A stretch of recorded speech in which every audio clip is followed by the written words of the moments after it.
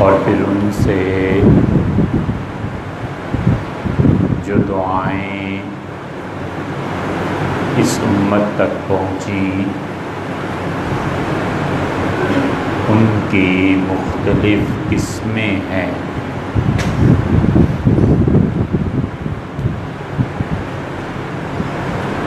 ایک قسم ان دعاؤں کی یہ ہے کہ حضرت رسالت مآب صلی اللہ علیہ وسلم نے کسی شخص کو کوئی دعا دی ہو،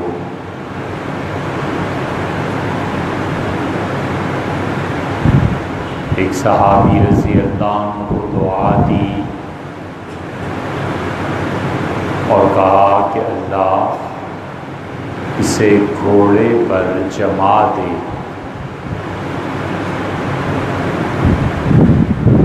گھڑ سواری سے انہیں ڈر لگتا تھا تو ان کو یہ دعا دی۔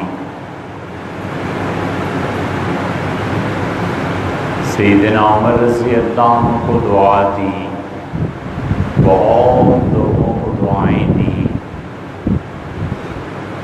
حضرت سعد رضی اللہ عنہ کو تو دعاؤں کی ماسٹر کی دے دی،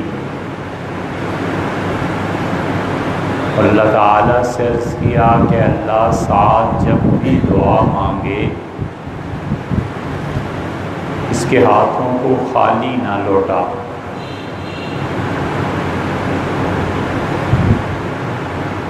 پھر ایک قسم دعاؤں کی وہ بھی تھی جو رسول اللہ صلی اللہ علیہ وسلم نے اپنی ذات کے لیے مانگی، اور اللہ تعالیٰ سے بہت چیزیں مانگی۔ اور دعاؤں کی ایک تیسری بہت بڑی قسم ہے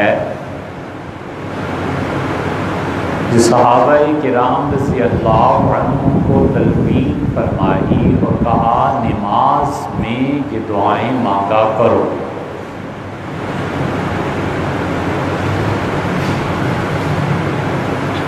حنفی فقہا نے جو دعائیں نماز کی کتابوں میں لکھی ہیں ادھر حقیقت بچوں کے لیے تھی، اور بچے یہ دعائیں مانگا کرتے تھے، اور شرعاً اگر بڑے مانگیں اور لوگ مانگتے ہی ہیں تو کوئی حرج نہیں ہے۔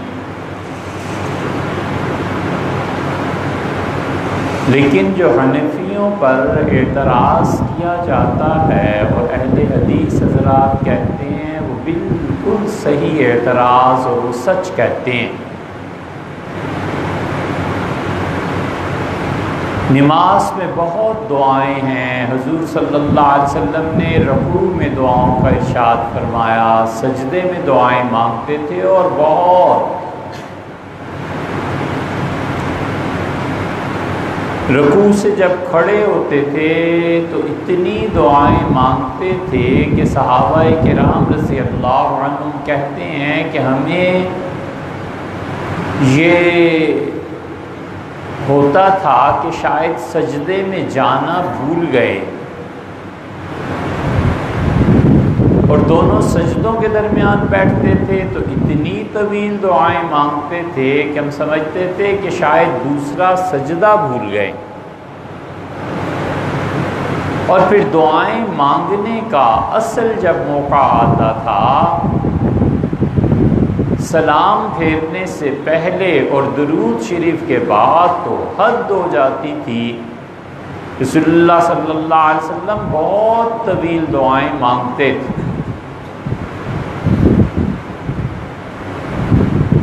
کوئی ایک صحابی رضی اللہ عنہ ایسے نہیں ہیں جن سے یہ فرمایا ہو کہ درود شریف پڑھ لو تو پھر جو قرآن میں دعائیں ہیں یہ مانگو۔ قرآن کریم کی دو دعائیں عام طور پر لوگ پڑھتے ہیں، ربنا آتنا فی الدنیا حسنہ اور رب اجعلنی مقیم الصلاۃ۔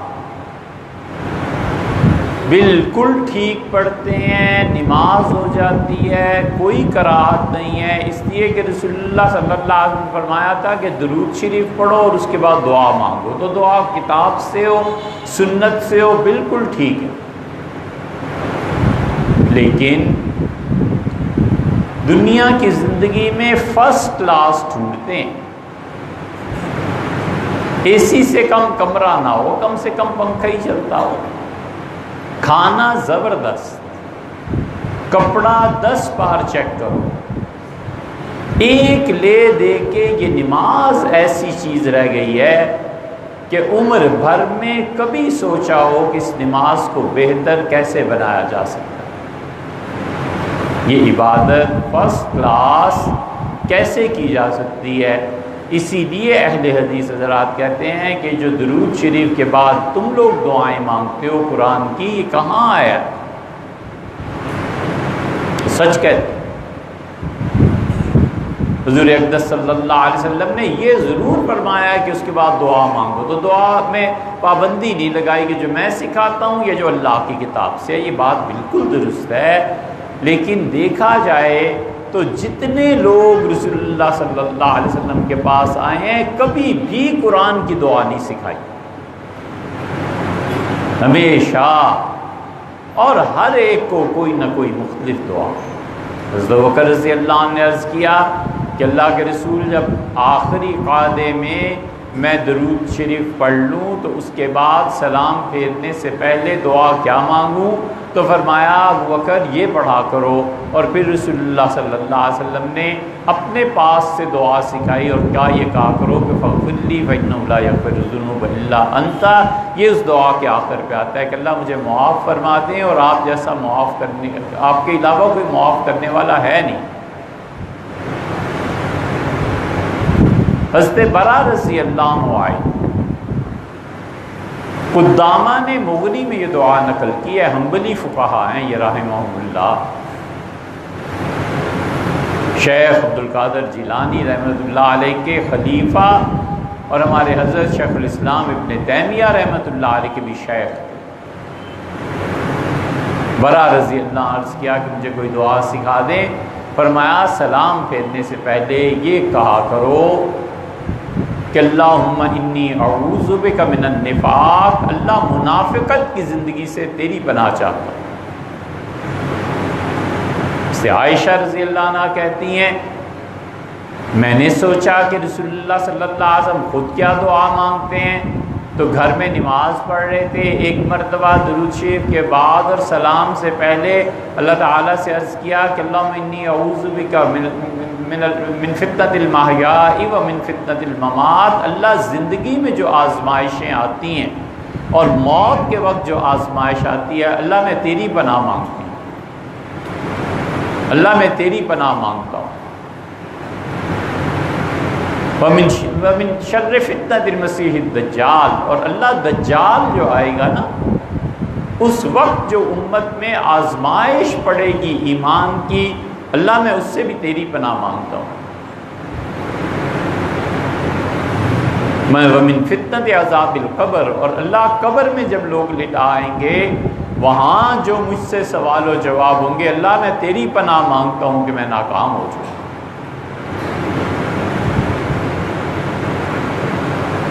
اللہم انی اعوذ بک من المغثم والمغرم، اللہ میں تیری پناہ مانگتا ہوں گناہ کی زندگی سے اور قرض کے بوجھ سے۔ کتنی زبردست اور پیاری دعا ہے کہ اللہ گناہ کی زندگی نہ ہو اور اللہ قرض کا بوجھ بھی نہ پڑے زندگی۔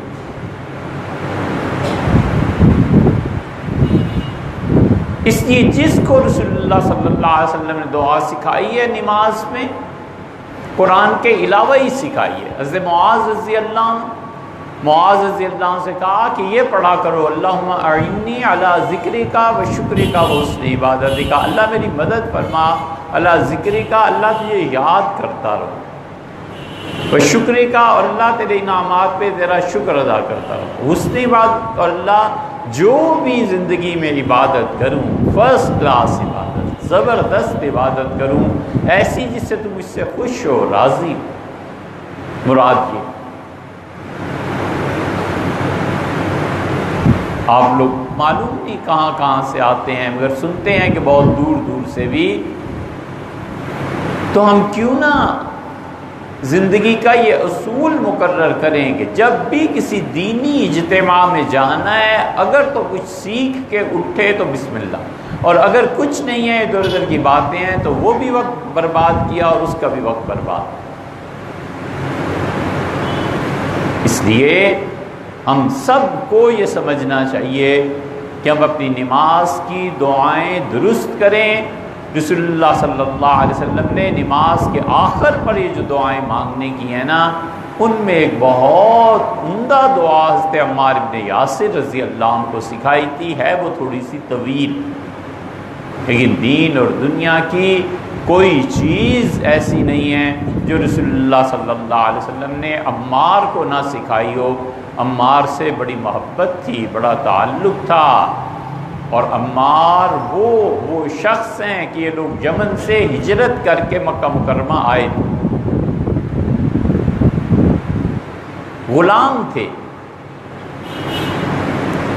ان کے والد یاسر رضی اللہ عنہ نے اسلام قبول کیا،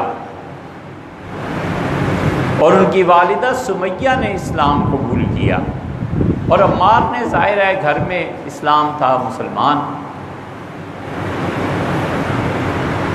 حضور اقدس صلی اللہ علیہ وسلم ایک مرتبہ گزرے اور عمار رضی اللہ عنہ کو ان کے سامنے، حضرت یاسر رضی اللہ عنہ کو عمار کو یہ کفار مار رہے تھے اور پانی میں ڈبکیاں دے رہے تھے، پانی میں پھینکتے تھے، دیکھتے تھے اب مرنے لگا ہے، پھر نکال لیتے تھے، پھر پھینکتے تھے، پھر نکال دیتے تھے۔ اور ابو جہل نے دیکھا اس منظر کو، وہ خود ہی کرتوت کر رہا تھا، اسے اتنا شدید غصہ تھا رسول اللہ صلی اللہ علیہ وسلم پہ، اس نے نیزہ اٹھایا اور اٹھا کے ان کی والدہ حضرت سمیہ رضی اللہ عنہ کو مارا، اور مارا بھی کس مقام پہ؟ وہ وہیں تڑپ گئی، ختم ہو گئی۔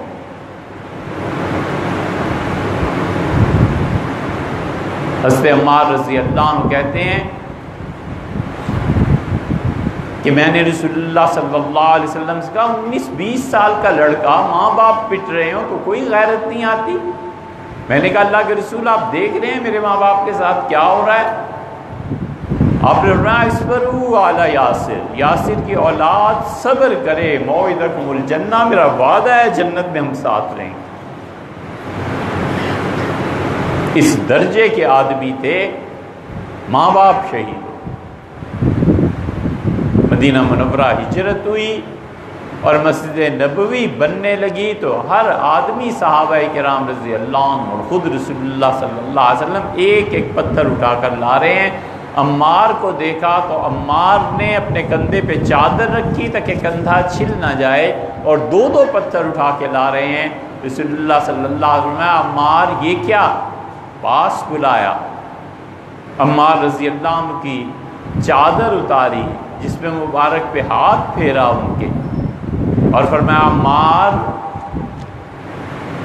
تقتلک فئۃ الباغیہ، تجھے وہ لوگ شہید کر دیں گے جو زیادہ حق پہ نہیں ہوں گے۔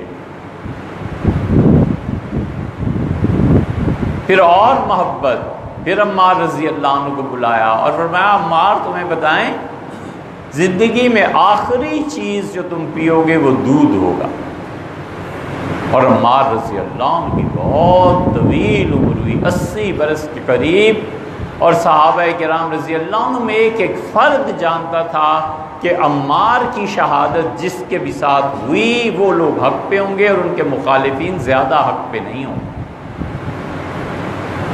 سیدنا علی رضی اللہ عنہ کے ساتھ ہوئے، حضرت معاویہ رضی اللہ عنہ کے خلاف تھے، اور سیدنا علی رضی اللہ عنہ نے عمار کو دیکھا اور ان کا لوگوں گواہ رہو عمار میرے جھنڈے کے نیچے ہے۔ رسول اللہ صلی اللہ علیہ وسلم نے فرمایا تھا کہ عمار جس کے ساتھ ہوگا وہ حق پہ ہوگا، اور عمار رضی اللہ عنہ کو لوگ دیکھ رہے تھے۔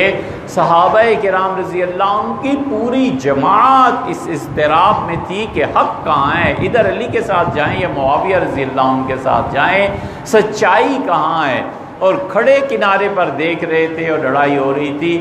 عمار رضی اللہ عنہ کی شہادت ہوئی اور کود پڑے وہ علی رضی اللہ عنہ کے لشکر کے جھنڈے کے تلے اور کہنے لگے کہ رسول اللہ صلی اللہ علیہ وسلم نے فرمایا تھا کہ عمار تجھے وہ لوگ شہید کریں گے جو لوگ زیادہ حق پہ نہیں ہوں گے۔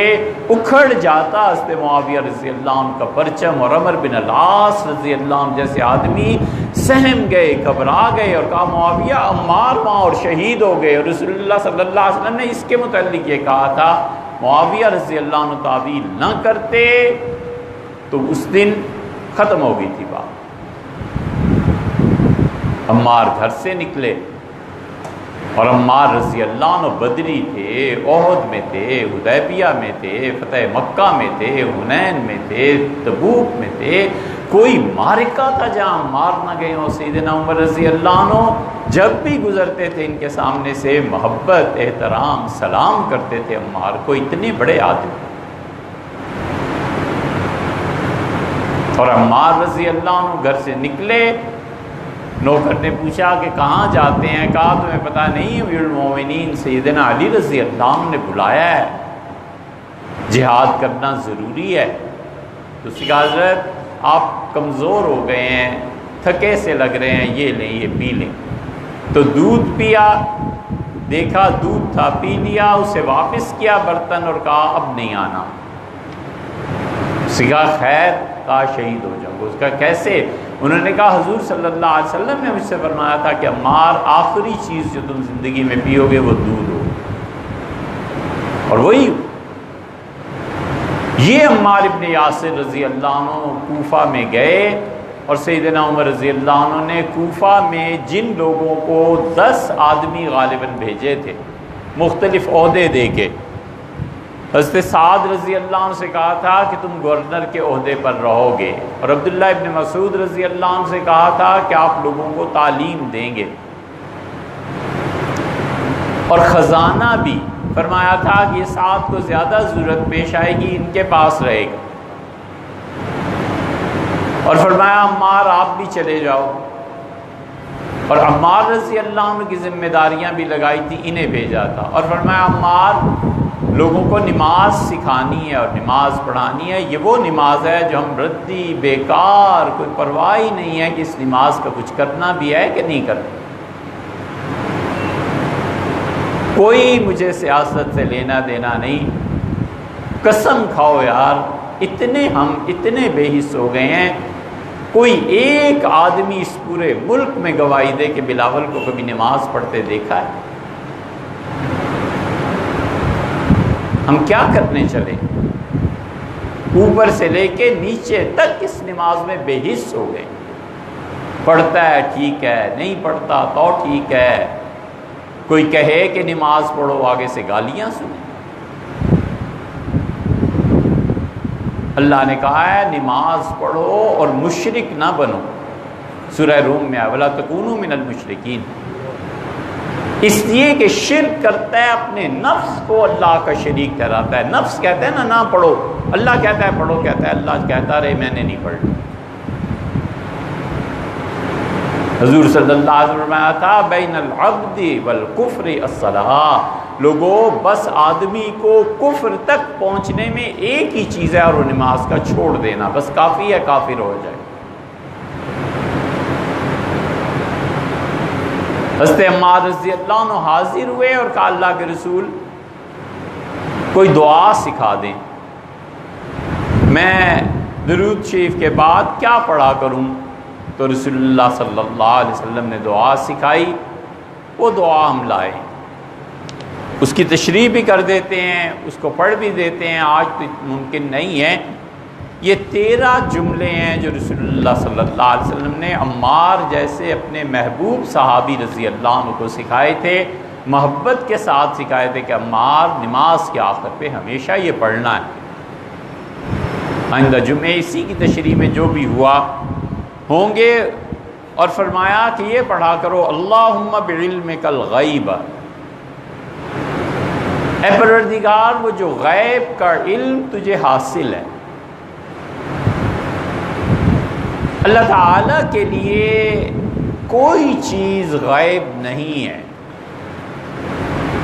اس کے لیے ظاہر اور باطن، پوشیدہ اور اعلانیہ دونوں یکساں ہیں، دونوں۔ یہ ہم انسانوں کی نسبت سے غائب ہے۔ ہم انسان بہت سی چیزیں نہیں جانتے، ایک چیز غائب میں ہے، ایک چیز سامنے ہے، آفس چلے گئے، کالج، اسکول، یونیورسٹی چلے گئے، اب آ کے پتہ چلا کہ کھانا کیا پکا ہے آج گھر میں، یہ اس سے غائب ہے۔ اور وہاں جو کچھ ہوا گھر والے غائب ہیں، علم نہیں۔ اور اللہ خود کہتا ہے کہ عالم الغیب والشہادہ، لوگوں وہ ہر بات جانتا ہے، جو کچھ کہ تمہاری پوشیدگی میں ہے، تم جسے لوگوں سے چھپانا چاہتے ہو، اور اللہ ان کو بھی جانتا ہے جو تم لوگوں میں ظاہر کرنا چاہتے ہو۔ تو یہ غیب اللہ کی نسبت سے ایسے نہیں ہے جیسے انسانوں کی نسبت ہے۔ اس کے سامنے تو ہر چیز آئینہ ہے، ہر چیز اس کے سامنے کھلی ہوئی۔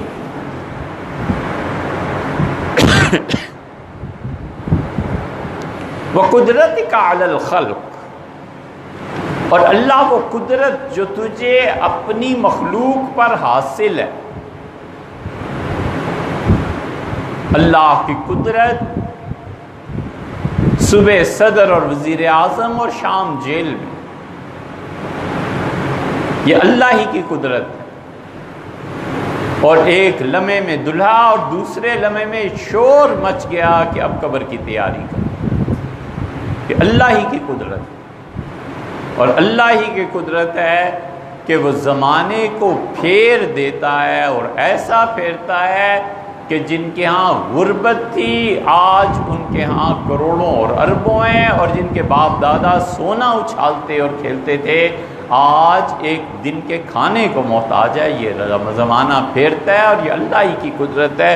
وَقُدْرَتِكَ عَلَى الْخَلْقِ، اور اللہ جو قدرت آپ کی ہے مخلوق پہ، دو عظیم صفات اللہ کی، اس کا واسطہ دیا رسول اللہ صلی اللہ علیہ وسلم نے۔ عمار کو کہا کہ عمار، اللہ کے یہ دو عظیم صفتیں جو ہیں نا، ان کے صدقے مانگو۔ ایک صفت اللہ کی علم کی اور دوسری قدرت کی۔ اللہ کی صفات جتنی ہیں 8 سب برابر ہیں۔ اللہ کی 8 صفات پہ ایمان لانا واجب ہے۔ علم، قدرت، سمع، بصر، کلام، ارادہ، تکوین، یہ 7 اور ایک اور 8 صفات اللہ کی ماننا ضروری ہے حیات۔ ان 8 صفات پر اگر ایمان نہیں ہوگا تو وہ آدمی خیر منائے اپنے۔ اللہ کی 8 صفات کا ماننا ضروری ہے، اور اللہ کی سب سے ٹاپ کی صفت اس کا علم ہے۔ کیا کہنے اس کے علم کے، اللہ نے کہا میں اس کو بھی جانتا ہوں۔ لوگوں، دنیا میں کوئی پتا درخت سے جدا نہیں ہوتا، اور زمین میں کوئی بیج پھوٹتا نہیں ہے، مگر ہم جانتے ہیں اور ہمارے علم میں ہوتا ہے کہ کہاں کیا ہو رہا ہے۔ ما تسقط من ورقۃ، ایک پتا نہیں گرتا اس کائنات میں مگر ہمارے علم میں ہوتا ہے، اور لوگوں ایک بیج نہیں پھوٹتا مگر ہم جانتے ہیں کہ کیا ہو رہا ہے۔ علم اس کی صفت اور قدرت اس کی دوسری صفت، جو چاہے سو کرے۔ اللہ کا علم اور قدرت یہ سکھائی عمار رضی اللہ عنہ کو کہ دیکھو عمار، اس طرح سے اللہ سے مانگنا ہے۔ وسیلے سے مانگتے ہیں نا، صدقے سے مانگتے ہیں نا، لوگ کہتے ہیں اللہ حضور صلی اللہ علیہ وسلم کے صدقے سے، اللہ اس کے وسیلے سے، اللہ اس کے صدقے سے۔ رسول اللہ صلی اللہ علیہ وسلم نے اللہ کی صفات کے ذریعے، اللہ کی صفات کو وسیلہ بنا کے، اللہ کی صفات کو کا واسطہ دے کے مانگنا سکھایا کہ اللہ سے جب مانگو تو اللہ سے اللہ ہی کی صفات کا واسطہ دو اسے، اور کہو اے اللہ جو علم ہے آپ کا اور جو قدرت ہے آپ کی، اللہ احینی ما علمت الحیات خیر لی، اللہ مجھے اس وقت تک زندہ رکھ جب تک کہ زندگی میرے لیے اچھی ہے، وتوفنی اذا علمت الوفات خیر لی، اور اللہ اس دن مجھے اپنے پاس بلا لے جب زندگی میں خیر نہ رہے، اللہ وفات اس دن دے دے جس دن موت ہی میرے لیے اچھی۔ یہ جملے ہیں، انشاءاللہ آئندہ اس کی تشریح کریں۔